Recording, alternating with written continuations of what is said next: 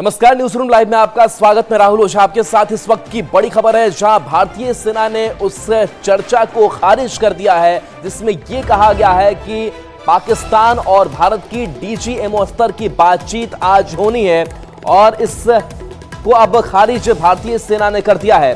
Social media पर ऐसी खबरें चल रही थी कि भारत और पाकिस्तान के बीच 18 मई तक सीजफायर है। आज दोनों देशों के डीजीएमओ की बैठक में इस पर आगे बढ़ाने का फैसला लिया जाएगा। भारतीय सेना की ओर से यह कहा गया कि आज डीजीएमओ स्तर की कोई बातचीत निर्धारित नहीं है। जहां तक 12 मई को डीजीएमओ की बातचीत में तय किए गए सीजफायर को जारी रखने का सवाल है, तो इसकी कोई एक्सपायरी डेट नहीं है। बता दें कि पहलगाम में टूरिस्टों पर हुए हमले के बाद पाकिस्तान स्थित आतंकी ठिकानों को तबाह करने के लिए भारतीय सेना ने ऑपरेशन सिंदूर शुरू किया था। 6-7 मई की रात को पाकिस्तान स्थित 9 आतंकी ठिकानों पर भारतीय आर्म्ड फोर्सेस ने हमला किया था। इसके बाद पाकिस्तान ने भारत के सैन्य ठिकानों को तबाह करने के लिए ड्रोन और मिसाइलों से हमला किया, जिसे भारतीय एयर डिफेंस सिस्टम ने नाकाम कर दिया था। यानी कि भारतीय सेना ने इस बात को पूरी तरीके से खारिज कर दिया है कि डीजीएमओ स्तर की बातचीत भारत और पाकिस्तान के बीच आज होनी है। देखिए, ऑपरेशन सिंदूर काफी सफल रहा, और इस ऑपरेशन सिंदूर की उपलब्धियां क्या रही, इसका संदेश जो है वो पूरे विश्व में ले जाना है। और ऐसे में एक डेलीगेशन का गठन किया गया, और इस डेलीगेशन को अलग अलग जिम्मेदारियां जो है इसमें शामिल लोग हैं उनको दी गई है कि कौन कहां जाएगा, नेतृत्व करेगा और कैसे ये उपलब्धियों को पहुंचाएगा। बता दें कि ऑपरेशन सिंदूर की जानकारी देने के लिए विदेश जाने वाले सांसद के ग्रुप का ऐलान किया गया है। ग्रुप 1 की बात करें तो नेतृत्व बीजेपी नेता बैजयंत पांडा करेंगे। बैजयंत पांडा के नेतृत्व में सऊदी अरब जाएंगे। कुवैत के लिए निशिकांत दुबे, ओवैसी, गुलाम नबी आजाद का भी नाम है। इसके साथ साथ ग्रुप 2 की अगर बात करें तो इस दूसरे ग्रुप का नेतृत्व रविशंकर प्रसाद करेंगे, जिसमें रविशंकर प्रसाद यूके, फ्रांस, जर्मनी जाएंगे। प्रियंका चतुर्वेदी, एमजे अकबर भी जाएंगे। ग्रुप 3 की बात करें तो इसका नेतृत्व संजय कुमार झा करेंगे। इसमें कौन कौन से लोग होंगे तो श्रीकांत शिंदे ग्रुप 4 का नेतृत्व करेंगे। बासुरी स्वराज और मनन मिश्रा यूएई जाएंगे। शशि थरूर ग्रुप 5 का नेतृत्व करेंगे। शशि थरूर, तेजस्वी सूर्या यूएस, ब्राजील जाएंगे। इसके साथ साथ ग्रुप 6 की अगर बात करें तो इसका नेतृत्व कनिमोझी करेंगी। रूस और स्पेन कनिमोझी जाएंगी। सुप्रिया सुले ग्रुप 7 का नेतृत्व करेंगी। ग्रुप 7 मिस्र, कतर, दक्षिण अफ्रीका, इथोपिया जाएगा। अनुराग ठाकुर, मनीष तिवारी मिस्र, दक्षिण अफ्रीका जाएंगे। आनंद शर्मा भी मिस्र और दक्षिण अफ्रीका जाएंगे, और ऑपरेशन सिंदूर की जानकारी दी जाएगी।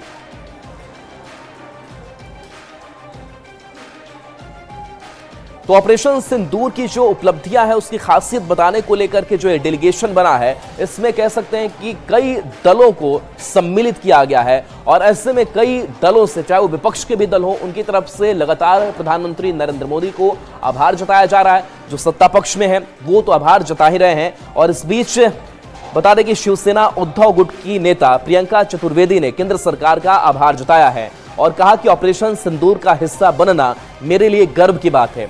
दुनिया भर में आतंकवाद को लेकर पाकिस्तान को बेनकाब करने में हमारी संयुक्त कोशिश है। उन्होंने अपने पार्टी नेतृत्व का भी धन्यवाद किया।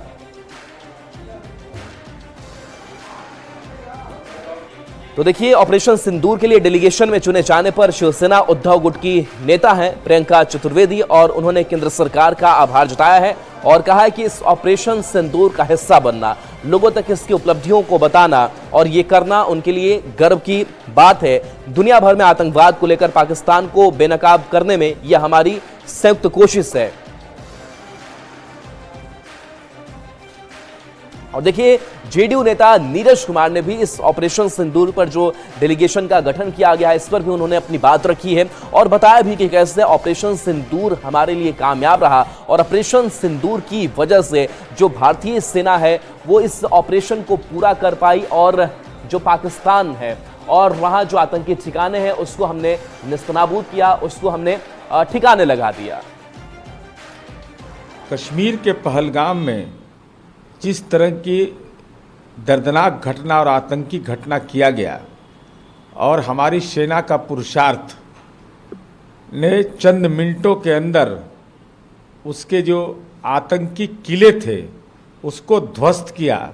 आदरणीय प्रधानमंत्री जी ने साक्ष्य के रूप में स्पष्ट रूप से देश की जनता के नाम संबोधन में कहा कि आतंकी के अंत्येष्टि में पाक का सेना का सैन्य का अफसर वहाँ मौजूद है। तो दुनिया में तो यह संदेश देना आवश्यक है। भारत एक शांतिकामी देश है और उस देश के अंदर में प्रायोजित आतंकवाद अपनी भूमिका अदा कर रहा हो, सेना के लोग उसमें अंत्येष्टि में शामिल हो रहे हो, तो तमाम ऐसे तथ्यों की जानकारी दिया जाना आवश्यक है कि दुनिया इस बात को जाने। और देखिए, लोक जनशक्ति पार्टी रामविलास के प्रमुख चिराग पासवान, और चिराग पासवान का बयान पहले भी सामने आ चुका है कि केंद्र की राजनीति से हटकर, उससे परे वो बिहार की राजनीति करने में ज्यादा इच्छा रखते हैं। और देखिए, लोक जनशक्ति पार्टी रामविलास के राष्ट्रीय अध्यक्ष और केंद्रीय मंत्री चिराग पासवान के इस बयान के बाद से बिहार में क्या कुछ हो रहा है वो इस खबर में आपको बताते हैं। तो चिराग पासवान द्वारा अपनी इच्छा जाहिर करने के बाद उनकी पार्टी के कार्यकर्ता और नेता उनको अब सीएम के रूप में देखना चाहते हैं। पार्टी नेताओं की यही इच्छा राजधानी पटना में हर चौक चौराहे पर पोस्टर के रूप में दिखने लगी है। बड़ी संख्या में लगाए गए पोस्टर में चिराग पासवान को बिहार का भावी सीएम बताया जा रहा है। विधानसभा चुनाव से पहले पोस्टर पॉलिटिक्स ने एक बार फिर से बिहार में सियासी पारे को चढ़ा दिया है। पार्टी रामविलास के राष्ट्रीय अध्यक्ष चिराग पासवान ने पिछले दिनों यह इच्छा जाहिर की थी कि वह केंद्र की बजाय अब बिहार में राजनीति करना चाहते हैं। चिराग पासवान के इस बयान के बाद बिहार में राजनीतिक पारा लगातार बढ़ता जा रहा है और एक बार फिर से पोस्टर के माध्यम से यह राजनीति जो है एक बार फिर से परवान चढ़ी है। देखिए, राजधानी पटना में हर चौक चौराहे पर एक पोस्टर लगा है जिसमें चिराग पासवान की तस्वीरें जो हैं वो दिखाई गई हैं और कई तरह की बातें लिखी हुई हैं। बिहार कर रहा है ताजपोशी का इंतजार, चिराग के स्वागत को बिहार है तैयार, दंगा फसाद न बवाल चाहिए, बिहार का सीएम चिराग चाहिए। और एक जो चर्चित सॉन्ग है, शेर का कलेजा लेकर ऊपर वाला भेजा। और ये पोस्टर किसी और ने नहीं, उनकी पार्टी के जिला अध्यक्ष हैं लोक जनशक्ति पार्टी के शेखपुरा के इमाम गजाली, उन्होंने ये पोस्टर लगाया है। और देखिए, चिराग पासवान की कई तस्वीरें और किस तरीके से उनको मुकुट पहनाया जा रहा है उसकी भी ये तस्वीर है। यानी जो उनकी पार्टी के कार्यकर्ता हैं, नेता हैं, उनका जोश खरोश जो है वो देखते ही बन रहा है। और अब लगातार इस तरह के पोस्टर के माध्यम से जो उनके पार्टी के नेता हैं वो अपनी इच्छा जाहिर कर रहे हैं कि उनके जो राष्ट्रीय अध्यक्ष हैं, उनके जो सर्वमान्य नेता हैं, वो बिहार में सीएम के पद पर विराजमान हो जाएं, यही उनकी इच्छा है। जाहिर सी बात है, एक बार फिर से एनडीए के अंदर चिराग पासवान को उनकी पार्टी के कार्यकर्ता जिस तरीके से सीएम के तौर पर प्रोजेक्ट कर रहे हैं, उससे कई तरह की बातें निकल कर सामने आ रही हैं। लेकिन सबसे बड़ी बात है कि खुद चिराग पासवान ने कहा है कि सीएम नीतीश कुमार के नेतृत्व में ही वो 2025 का विधानसभा चुनाव लड़ना चाहते हैं। तो ऐसे में जो कार्यकर्ता हैं, जो उनके नेता हैं, वो भले ही अधिक उत्साह दिखा रहे हों, लेकिन खुद चिराग पासवान किसी कंट्रोवर्सी में नहीं पड़ना चाहते, किसी विवाद में नहीं पड़ना चाहते हैं। इसलिए उनकी नज़र में अब भी एनडीए में मुख्यमंत्री के तौर पे नीतीश कुमार सर्वमान्य नेता हैं। कैमरा पर्सन मनीष जुनेजा के साथ संजय कुमार, न्यूज़ 18 पटना। तो केंद्रीय मंत्री चिराग पासवान को लेकर के लगे इस पोस्टर पर अब सियासी बयानबाजी भी तेज हो चली है। भाई चिराग एनडीए का युवा तुर्क है, एनडीए का युवा चेहरा, हमारा एक बहुत महत्वपूर्ण नेतृत्व। एनडीए एक परिवार है और परिवार में निर्णय सब मिलजुल के लेते हैं। परिवार के निर्णयों में अभिभावकों का भी बहुत बड़ा रोल होता है और हमारे यहां किसी पद की लालसा से कोई नहीं रहता। हर दल के कार्यकर्ताओं की इच्छा होती है कि उनके नेता शीर्ष पद पे रहें, लेकिन ये इच्छा एलजेपी की नहीं है, ये भाजपा की रणनीति है कि पुनः नीतीश कुमार को पूरी तरह कैसे समाप्त करें। पिछली बार भी चिराग पासवान जी को आगे करके ही नीतीश कुमार को 3 नंबर में भेजा गया था, यानी कि हाफ कर दिया गया था। अरे चिराग पासवान जी तो शुरू से जो है बीजेपी का और मोदी जी का हनुमान बन के जदयू का किला को ढा दिए। दिखा नहीं पिछले 2020 में किस तरह से हनुमान बने हुए थे। तो भारतीय जनता पार्टी ये सब चाल खेलते रहती है, लेकिन आप यकीन कीजिए कि 2025 में बीजेपी आदरणीय नीतीश कुमार जी को बिहार का मुख्यमंत्री के रूप में नहीं मानेगी। माननीय चिराग पासवान जी हाजीपुर से एनडीए सांसद के रूप में निर्वाचित हुए हैं और दिल्ली में एनडीए सरकार के रूप में पदस्थापित हैं, अपना योगदान दे रहे हैं। उनकी पार्टी बिहार में राज्य स्तरीय पार्टी के रूप में मान्यता प्राप्त है और एनडीए में शामिल सभी दलों के नेताओं ने पिछले महीने राज्य के सभी जिलों में एनडीए कार्यकर्ता सम्मेलन में फिर मुख्यमंत्री नीतीश कुमार के नारों के साथ 25 से 30 फिर से नीतीश का जो नारा लगा करके संकल्प लिया, उससे तस्वीर स्पष्ट है कि मुख्यमंत्री नीतीश कुमार फिर से मुख्यमंत्री के रूप में पदस्थापित होंगे। देखिए, एनडीए में तो मुख्यमंत्री पद को लेकर के सिर फुटवल शुरू हो गया है और श्री चिराग पासवान जी की पार्टी ने अपने नेता को मुख्यमंत्री का उम्मीदवार बिहार का बताया है। ये श्री चिराग पासवान जी भी समझ रहे हैं कि जेडीयू बीजेपी मिलकर सत्ता की मलाई खा रहा है और इसमें तो आदरणीय जीतन बाबू मांझी जी, श्री चिराग पासवान जी, श्री उपेंद्र कुशवाहा जी का तो वहाँ कोई वैल्यू ही नहीं है।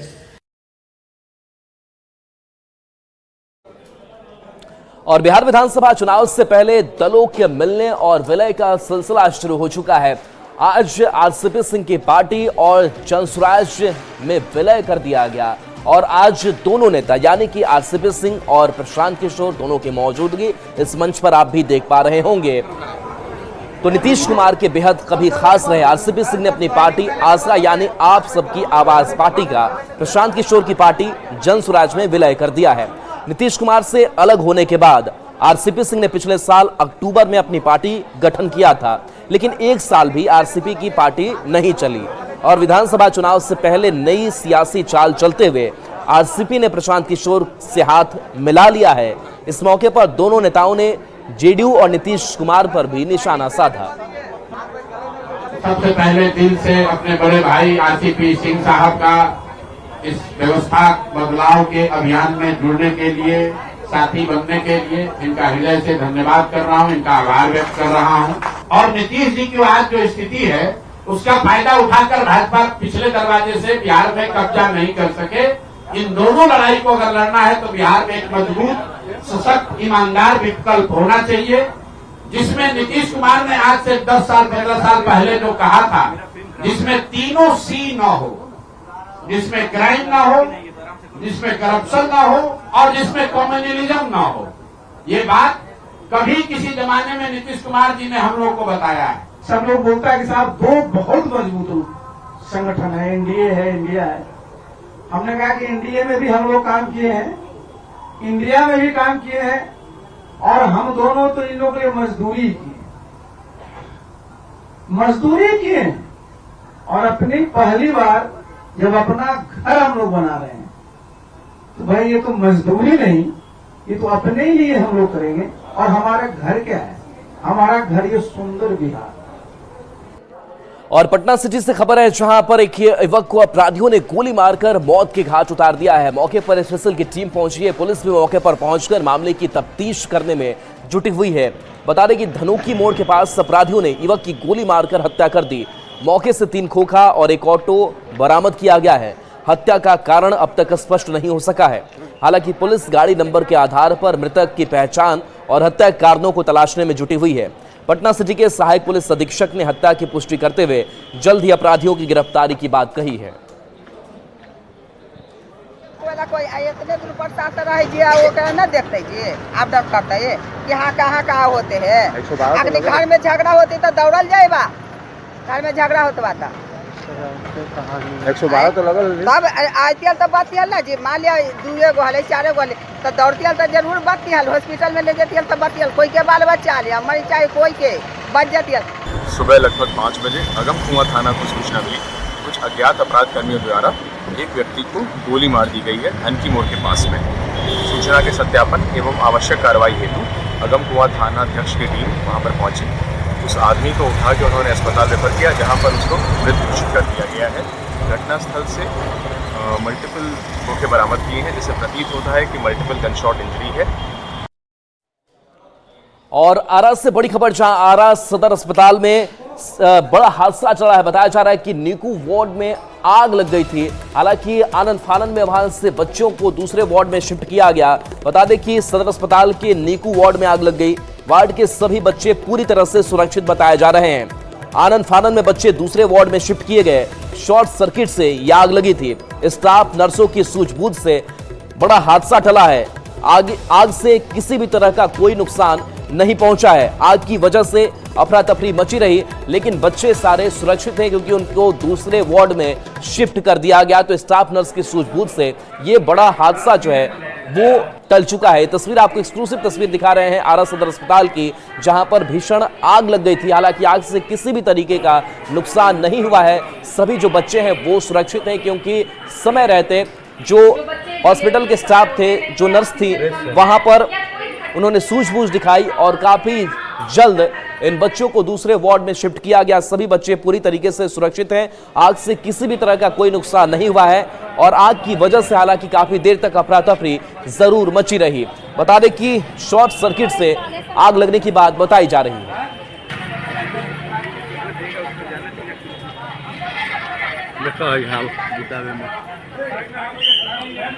तो तस्वीर आपको दिखा रहे हैं, दो तस्वीर इस हादसे से जुड़ी हुई दिखा रहे हैं, जहां पर देखिए लोगों के बीच अफरा तफरी रही। हालांकि आसपास और भी लोगों की मौजूदगी थी, कुछ जवान भी वहां पर मौजूद थे जो पहुंचे। आग पर काबू पा लिया गया है, किसी भी तरीके का नुकसान नहीं हुआ है। तो नीकू वार्ड की तस्वीर आपको दिखा रहे हैं, सभी बच्चे पूरी तरीके से सुरक्षित हैं और एक बड़ा हादसा टल गया है, लेकिन अफरा तफरी का माहौल जरूर कुछ देर तक अस्पताल में बना रहा।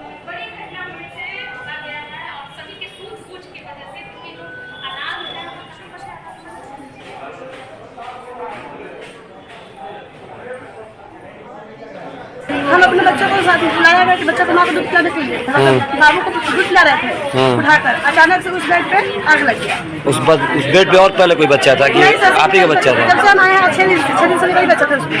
आपके बच्चा उठाने के बाद उस बेड पे आग लगा था? जी सर, हम बच्चे को दूध पिलाने के लिए उठाए थे। कैसे पता चला कि आग लग गया? अचानक एकदम की इमरजेंसी सायरन बजने लगा। एक वार्मर से आग निकल रहा था और वो आग जो है बहुत तेजी से फैल रहा था। कितने बच्चे थे सर इस वार्ड में जब आग लगा था?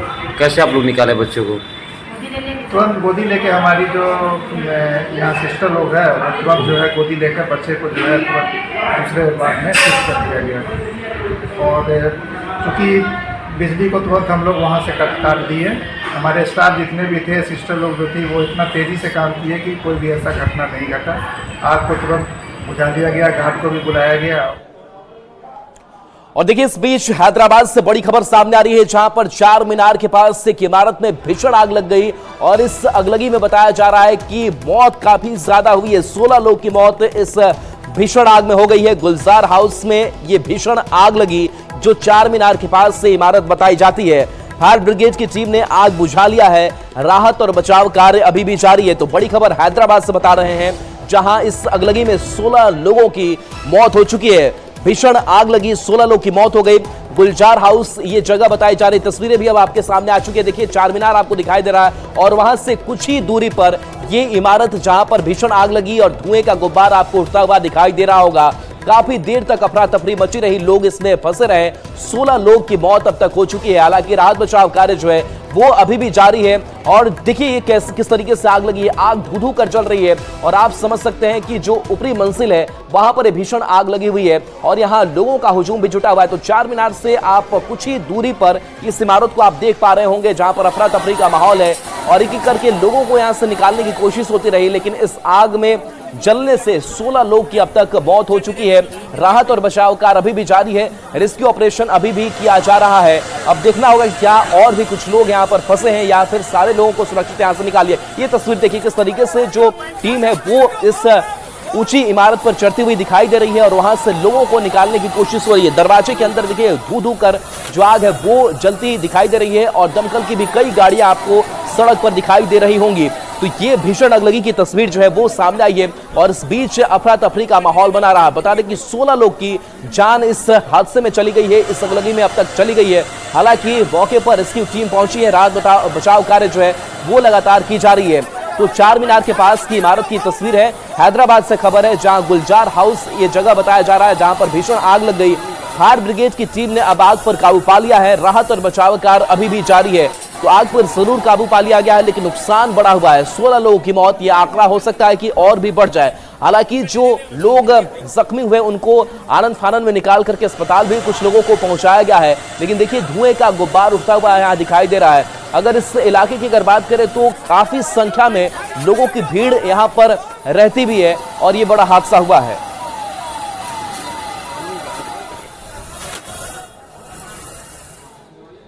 और बड़ी खबर गया जी से है, जहां पर सुरक्षा बलों ने नक्सलियों के मंसूबे को नाकाम किया है। बता दें कि यहां पर आईजी बम प्लांट किया गया था, लेकिन सर्च ऑपरेशन चलाया गया और इस सर्च ऑपरेशन में नक्सलियों के मंसूबे को नाकाम किया गया है। बता दें कि अंबाही और भुसिया के डैम के पास जंगल में सर्च ऑपरेशन के दौरान सुरक्षा बलों को 3 शक्तिशाली आईजी बम मिले हैं। बरामद आईडी 10-10 किलो के बताए जाते हैं। इन बमों को पहाड़ की चट्टानों के नीचे छुपाकर प्लांट किया गया था। सभी बम को कोटेक्स तार से जोड़कर प्लांट किया गया था। बम निरोधक दस्ता की टीम ने 3 आईडी को मौके पर ही डिफ्यूज कर दिया है। इसके बाद से सुरक्षा बलों ने पूरे इलाके में सर्च ऑपरेशन तेज कर दिया है। यहाँ तक मारा था लोग, ये देख।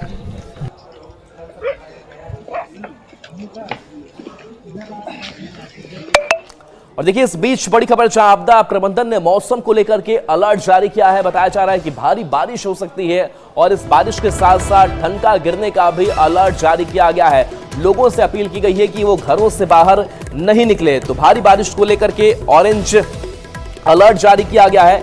लोगों को घरों से न निकलने की अपील की गई है। तेज हवा और ठनका गिरने का अलर्ट जारी किया गया है। तो ठनका की चपेट में आने से कईयों की जान जा रही है। तो ऐसे में आने वाले कुछ घंटों में और सतर्क रहने की जरूरत है और आप घर में ही रहें।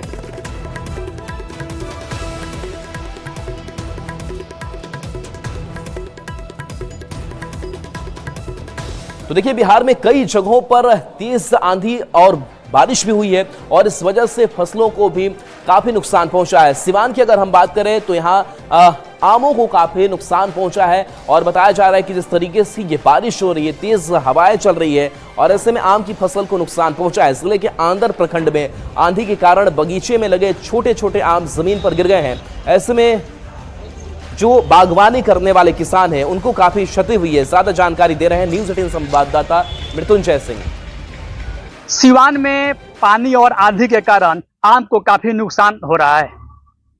बेमौसम बारिश और तेज आंधी के कारण आम नीचे गिर जा रहा है। ये तस्वीर आप देख सकते हैं सिवान के आंदर प्रखंड की है, जहां ये आम का बगीचा है। यानी बारिश और तेज आंधी के कारण आम के जो फल लगे हैं उसको प्रभावित कर रहे हैं। कुछ लोग जानने की कोशिश करेंगे किस तरह की परेशानी होती है आंधी और पानी का। देखिए जो आंधी और बारिश आता है तो जो आम का टिकोड़ा है वो गिर जा रहा है और जिसके चलते हम लोग को काफी परेशानी हो रही है। समय के पहले ही सारा कच्चा आम का टिकोड़ा ही गिर गया है। छोटे छोटे आम भी गिर जा रहा है। लिहाजा बेमौसम बारिश और तेज आंधी के कारण जो बगीचा है इसमें आम लगे हुए हैं, लेकिन से नुकसान हो रहा है। मृत्युंजय सिंह, न्यूज 18 सिवान। तो देखिए बिहार के कई जिले हैं जहां पर कहीं धूप है, कहीं छाव है, यानी कहीं बारिश हो रही तो कहीं चिलचिलाती गर्मी भी पड़ रही है। और ऐसे में बात अगर सासाराम की करें तो लोग गर्मी से बेहाल है और यहाँ 40 डिग्री के पार जो है वो पारा पहुंच चुका है। लोग चिलचिलाती धूप में ही आने जाने को मजबूर रहते हैं। बता दें कि 43 से 44 डिग्री तक का पारा पहुंच रहा है। 2-3 दिनों से बिहार में सबसे गर्म शहर की अगर बात करें तो रोहतास ही रहा है। डेहरी और विक्रमगंज में भी लू चल रही है। मौसम विभाग ने इन जिलों के लिए येलो अलर्ट जारी किया है।